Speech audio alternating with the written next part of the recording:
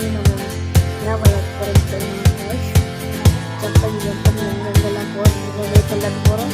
வாங்க வீடியோக்குள்ள போகலாம். guys, நீங்க